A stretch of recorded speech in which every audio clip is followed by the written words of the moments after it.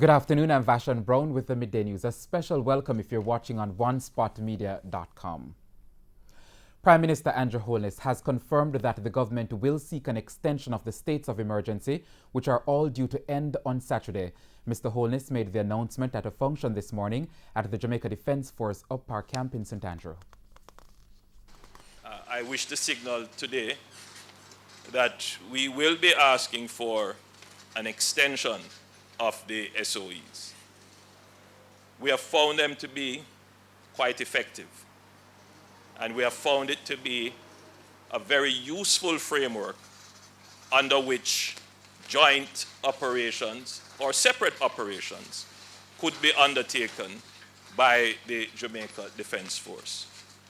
And that framework has assisted the government's crime-fighting strategy in ensuring that we are able to, as Lieutenant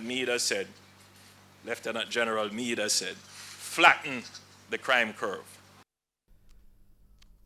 Now, the attempt to extend the SOEs will be made in Parliament this afternoon. The emergency powers continuance resolutions are listed on the order paper. Earlier this year, Mr. Holness told Parliament that there will be no election during an SOE.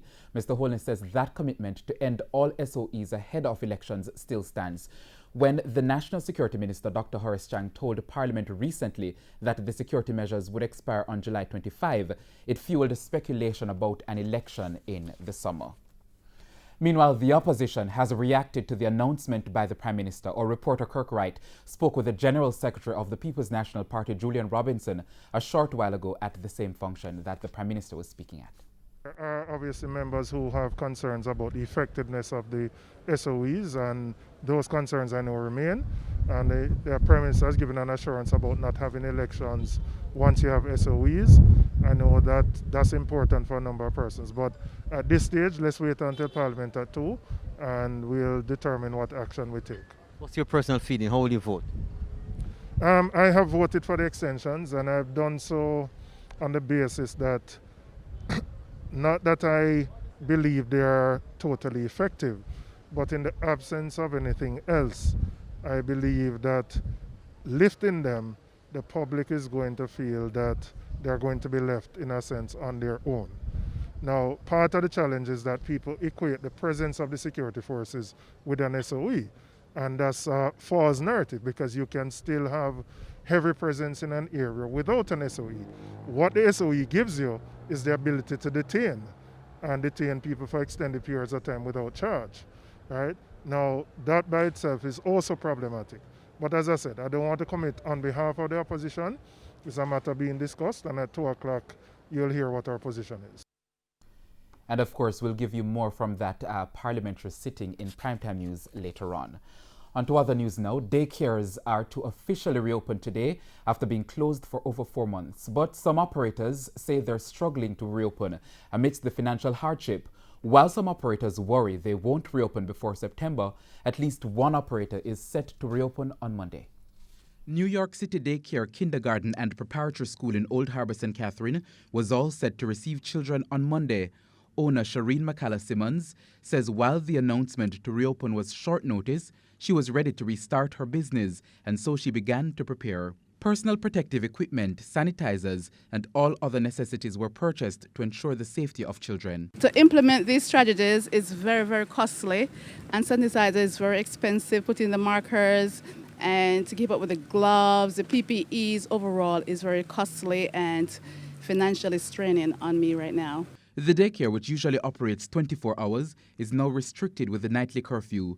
And with fewer hours than the children, she says the cost to maintain the business could push up the fees. Well, we're planning to increase a little bit with the fees, but based on the fact that other parents are impacted themselves, I will go up a lot in fee department, and also planning to expand because we have to be able to accommodate more kids and be able to go on with this institution. But with an institution that cares for those between 0 and 2 years old, how does she intend to ensure they follow safety guidelines? Well, it's very hard to keep them apart because they're babies, and we have to try our best, our staff and myself will have to try our best to keep them apart from each other.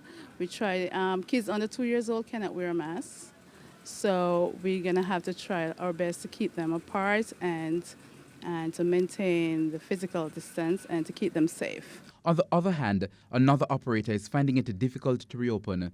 Gloria Williams, the owner of Kidsville in Spanish Town, St. Catherine, says due to the cost of reopening, it might take her a little longer. We need some time.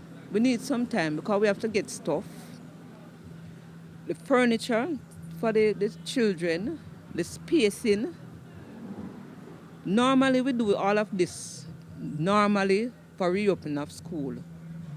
But this is a little technical for us. Due to the financial burden, both are appealing to the government to provide some assistance. Yes, we would like the government to give us some assistance to reopen because it's very costly. We cannot accommodate the amount of kids that we used to top off the overall bill.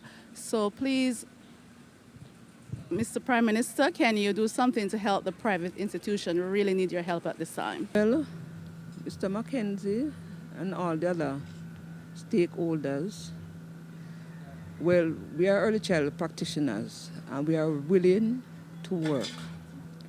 We're willing to follow all the protocols, but we need help.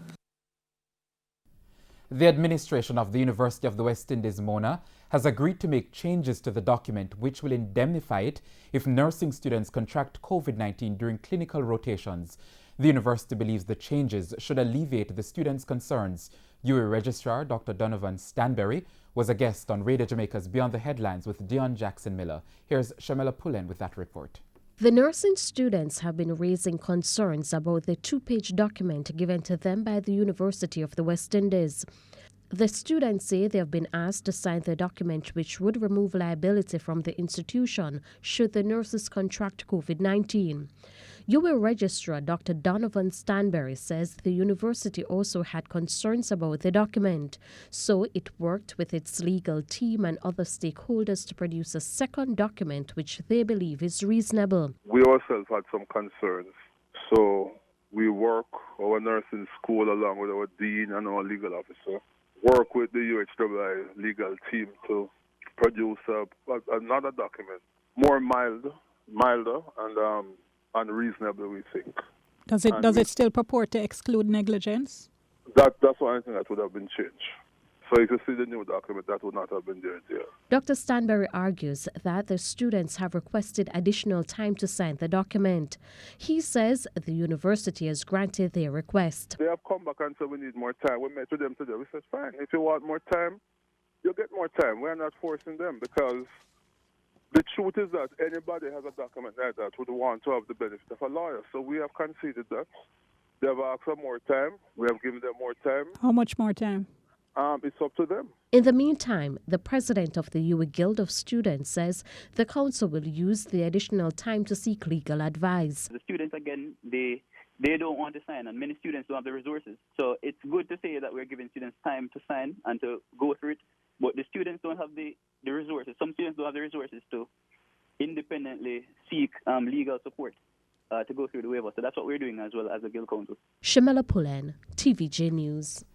A defense this afternoon from the Member of Parliament of St. Andrew Eastern, Favour Williams, about the low returns on the high level of investment, especially in social programs in Augustown, St. Andrew.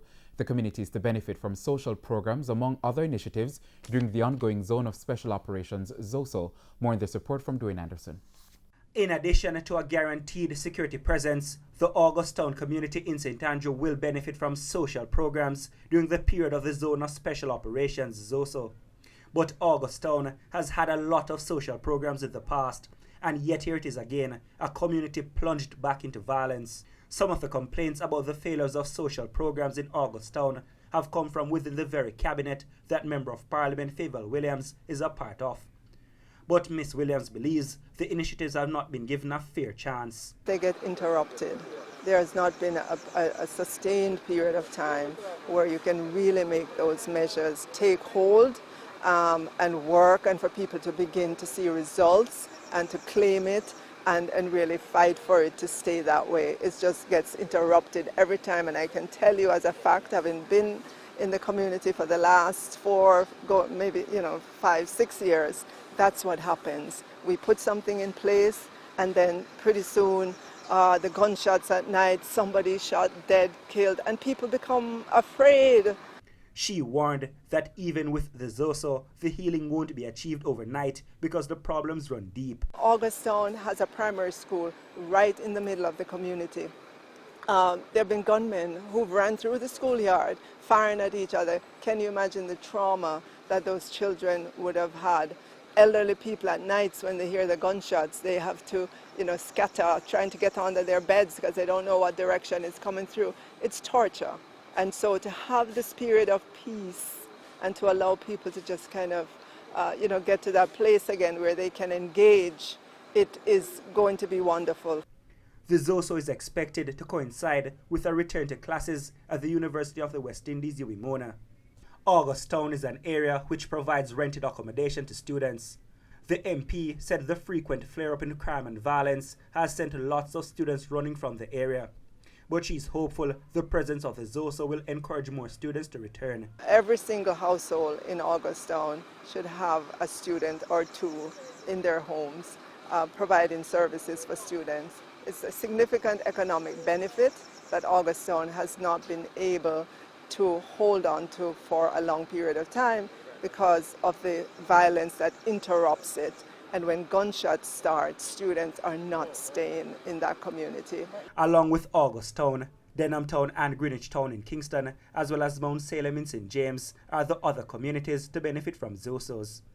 Dwayne Anderson, TVJ News. And we now take a break on the midday news, but please stay with us. We'll be right back with more local stories.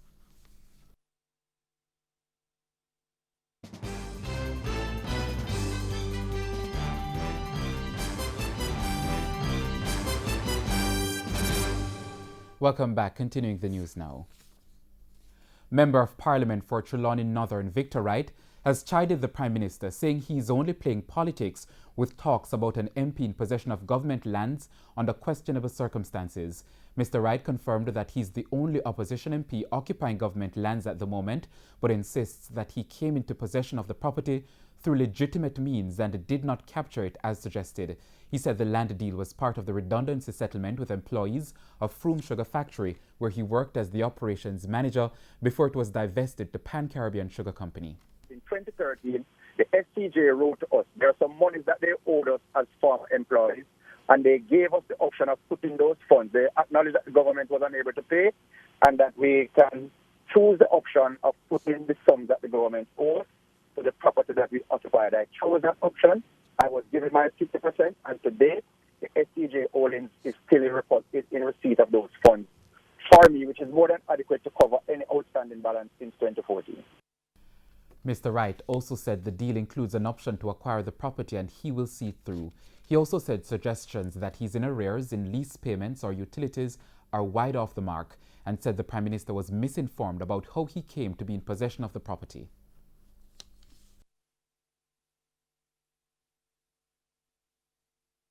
The Prime Minister is just trying to using his office to play politics, and if he wanted the truth, he could have gotten the truth. I think he's just trying to create a smoke screen for the revelations that we made about the transactions at Holland, which I think is embarrassing to his government and embarrassing to us as a country. And he's just trying to get back, well, probably at me. But this is just not going to cut it for him. In the meantime, President of the Jamaica Agricultural Society, JAS Lenworth Fulton, is calling for a new land distribution system. Speaking this morning on TVJ's Smile Jamaica program, Mr. Fulton said over the years, governments have failed to reform the system. According to the JAS president, politicians continue to use land ownership and access as a political football.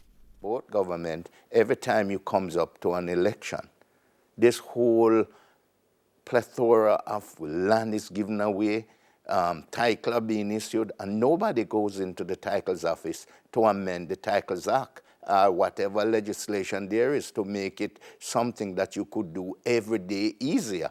Oh. And therefore it become a political gift to get vote, and therefore it would suit any politician to cut up these estates into 1 acre plat, because every acre you cut is a vote. Now, Mr. Fulton wants the government and opposition to sit down together and revisit the current system.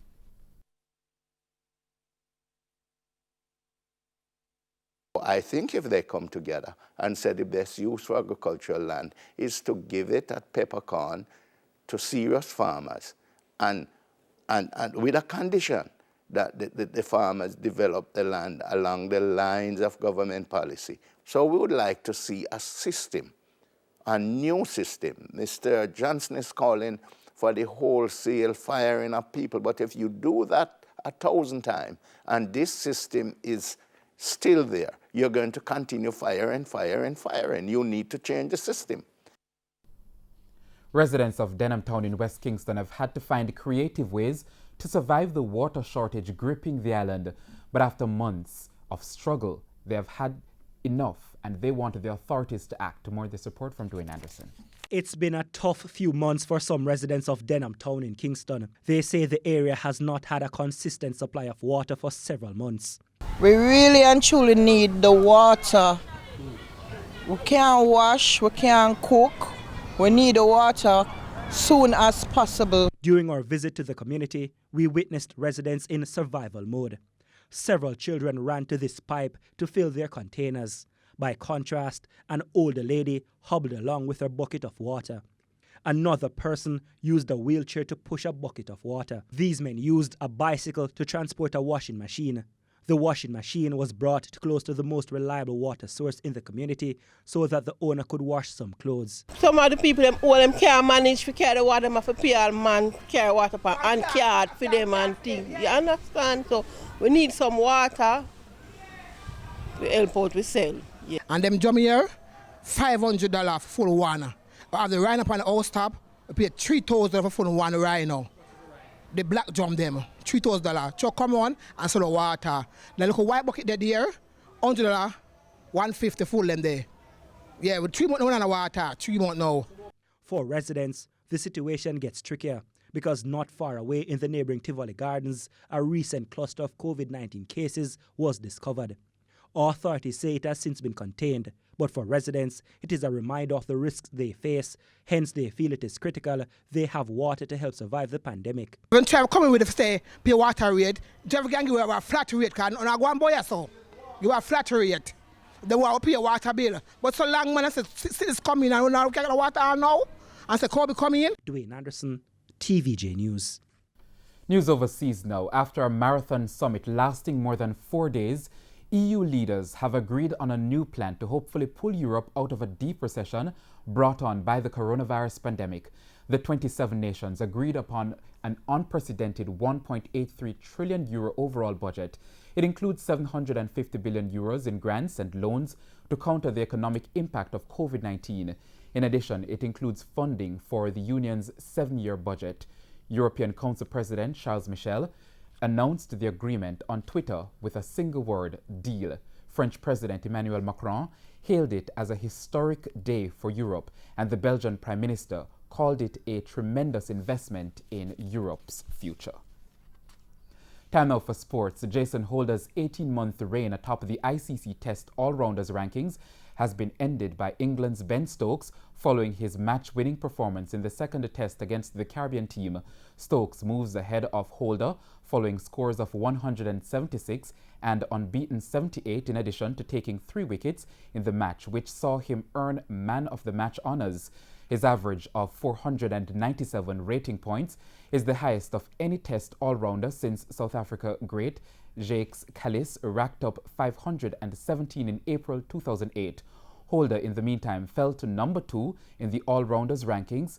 The Windies captain also fell 1 place to number 3 in the bowling rankings, being led by Australian Pat Cummins. New Zealand's Neil Wagner is at number 2. Although remaining top-ranked Windies player in the batting rankings, Holder fell to 42nd in the world. Stokes jumped to a career-best number 3 behind India's Virat Kohli and Australia's Steve Smith. And that's the Midday News. I'm Vashon Brown. Join us at 7 for Primetime News Package. On behalf of the news, sports and production teams, have a wonderful afternoon.